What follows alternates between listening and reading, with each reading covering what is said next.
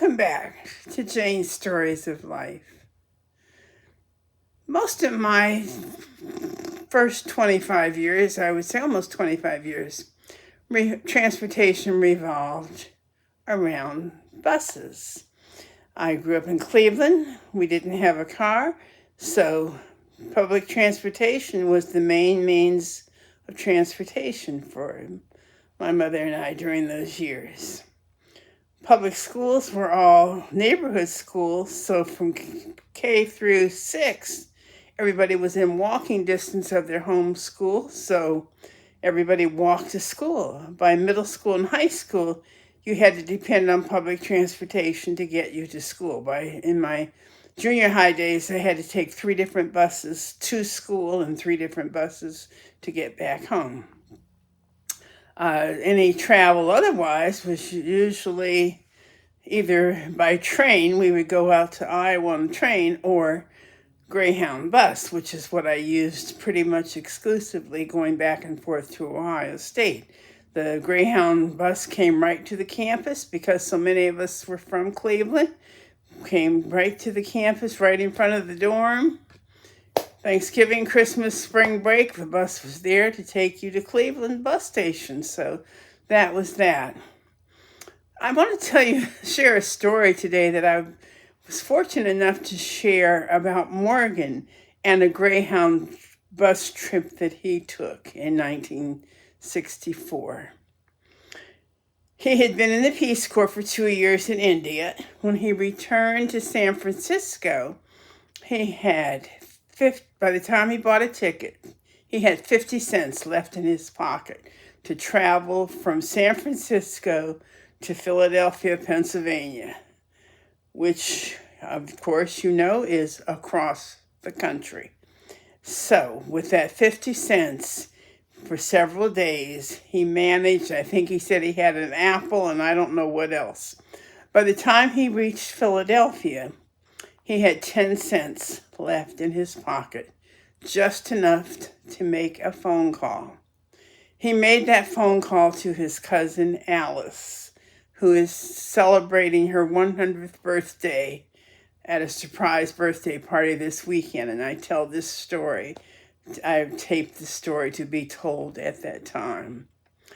Morgan used his dime to call Alice, who lived in Camden, New Jersey, right across from Philadelphia. Alice came to pick him up, took him to her house, and he said he had the best home-cooked meal he had had in years because Alice was his hero. She rescued him. You can just imagine.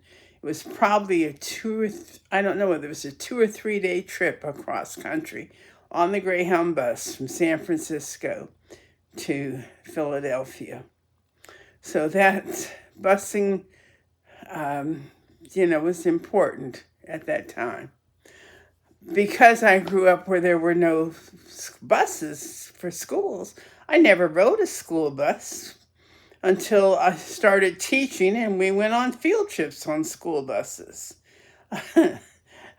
Our children grew up in Schenectady, New York, which also had neighborhood schools, no school buses. So from kindergarten through 12th grade, each of them walked to school. No, they did not have cars. They did not have cars until later on when they were both in college. I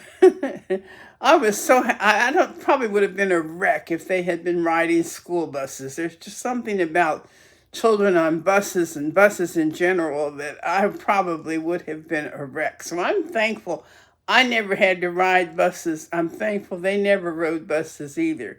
But of course, that was just because of the nature of where we lived.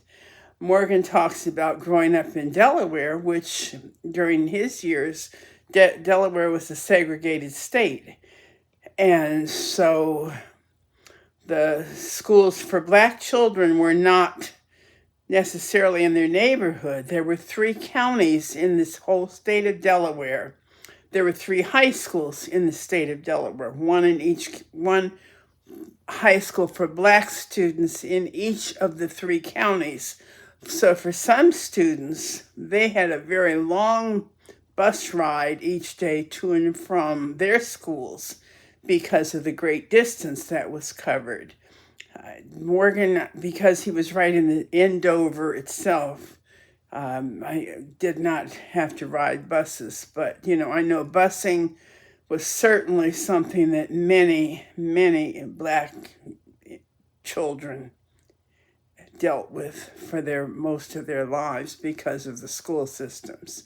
And now, of course, people are spread out.